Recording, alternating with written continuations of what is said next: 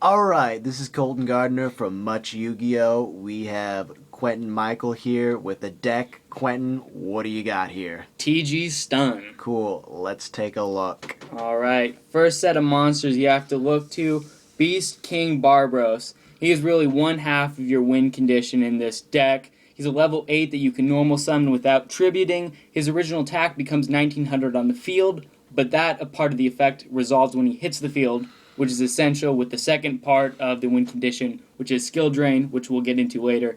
Absolutely essential to play 3 as he is your primary win condition and your beat stick in this deck. The next card you have to look to is TG Striker. Now he is semi-limited, so you're going to want to play 2. His effect is you can special summon him if you control no monsters and your opponent controls a monster. He's a level 2 tuner, and when he's destroyed on the field, you get to search for another TG monster in the end phase that's not Striker. Arguably your second most important monster within this deck, and definitely one you're going to need.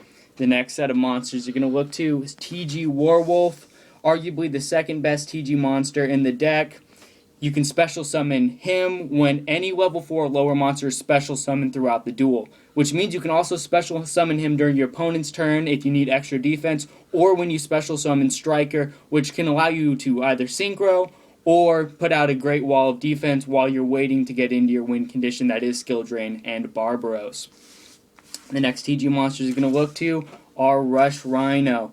Rush Rhino's effect, when he declares an attack, he gains 400 attack during the damage step. He also, when destroyed, allows you to search for another TG, and he's just a good card, basically to make sure that you can keep recycling your TG monsters, keep out that line of defense, and keep halting your opponent from inflicting any battle damage. I also play one Cyber Magician. Though it's not necessarily something that you have to have in the deck, it is another search target. He can sync with a TG monster that's in your hand to synchro summon a TG synchro monster. And he's also searchable and also allows you to search again. Next card we're going to look to is Thunder King Ryo. Definitely a common card when you're playing TG Stun. It will limit your opponent's ability to add cards from the deck to the hand. It will frog your jam when you're playing TG monsters, but it's going to affect your opponent a lot more, and you can basically discard him or send him from the field to the graveyard to negate a special summon by your opponent and destroy the monster, which can be really effective. The next two you're going to need are Reborn Tengus. Now, Reborn Tengu is semi-limited, so you can only play the 2, but he's a great card because when when he's removed from the field, you can special summon another one from your deck. This includes if he's synchro summoned, if he's compulsed. So he's really an effective card in keeping a line of offense and defense out when facing your opponents. The next cards you're going to look to are Bear. Bear is just one of the solid cards. You can pop a fire formation to destroy one of your opponent's monsters. He's just ultimately an effective card within this deck because you will be playing 2 tankies. And he's just a solid beast warrior. And also, since he's a level 4, he allows for some synchro opportunities. The second to last monster here, really not something that's essential in the deck, but it is Shiba Warrior Taro, a beast warrior tuner. He can't be destroyed by battle, though the catch is if another card is destroyed while he's face up, he gets sent back to your hand. Ultimately, this card is in my deck based on the cuteness factor and the fact that you can search it with Tanky, and it allows you just another tuner and a slow stall. Not something that you're going to want to have any back row out with if you're relying on him for a stall, but he is definitely something that can be effective. Last for the monster is Gorz, a card that can be very effective in many decks. Ultimately, he's going to allow you, once again, another line of defense. If you control no cards and your opponent inflicts damage to you, you can special summon Gorz from your hand. If it was battle damage, you get a token with attack and defense equal to the damage you took. If it's effect damage, you inflict that damage to your opponent as well as yourself. So at that point in time, it's just another good line of defense and something that can be effective in this deck. Moving into the traps within the deck, the most essential is your win condition Skill Drain. You have to activate by paying 1,000 life points, but it negates the effects of all face-up monsters on the field. This will mess up a lot of your opponent's decks and is really the stun aspect of the deck. And also, when you play Beast King Barbros, you can normal summon him because that effect activates in hand. But as soon as he hits the field, he's negated, so he doesn't get reduced down to 19. He's instead a 3,000 beater, and really allows you to mess with your opponents at that point in time. So definitely essential to play the 3 skill drains as you need to get into them for really to get into the win aspect of the duel.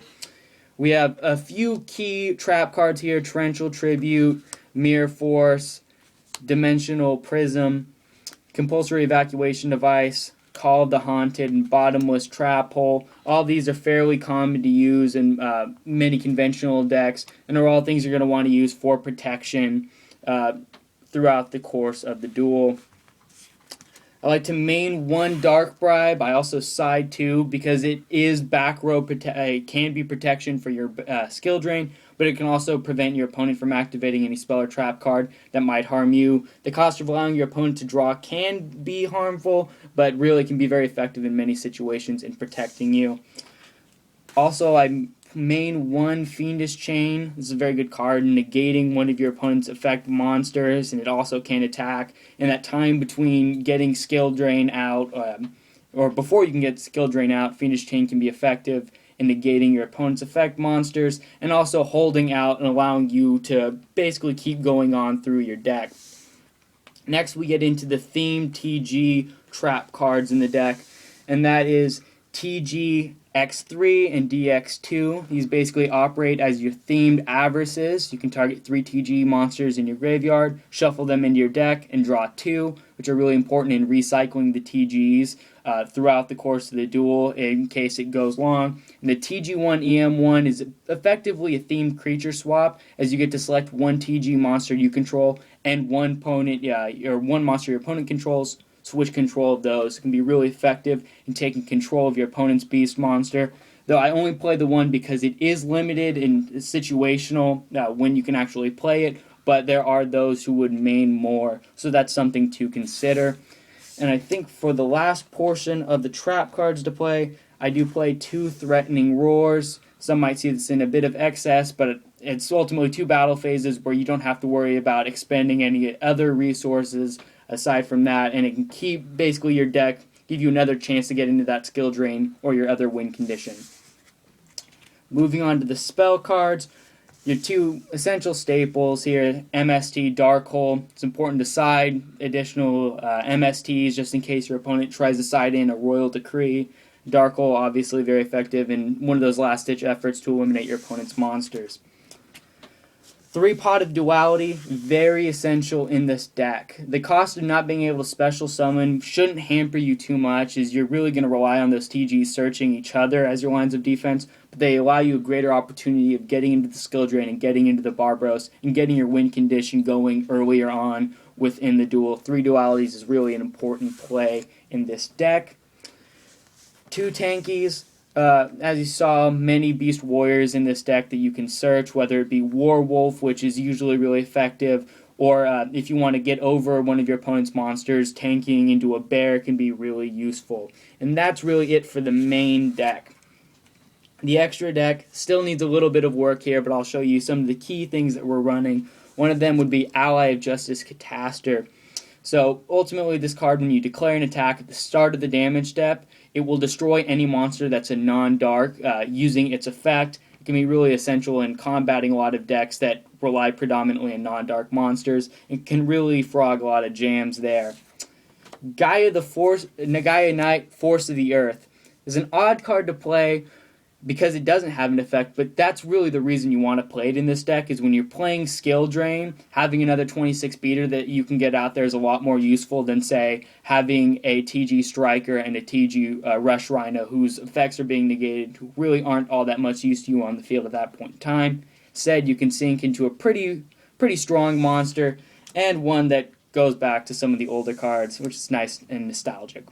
Gravity Warrior is a good 6-level synchro to play when you're not skill draining, because he gains 300 attack points equal to the number of face-up monsters your opponent controls at the time of his summon, and during your opponent's battle phase you can switch any of their defense monsters to attack, and they must attack that turn if able. So Gravity Warrior can be pretty effective in some situations.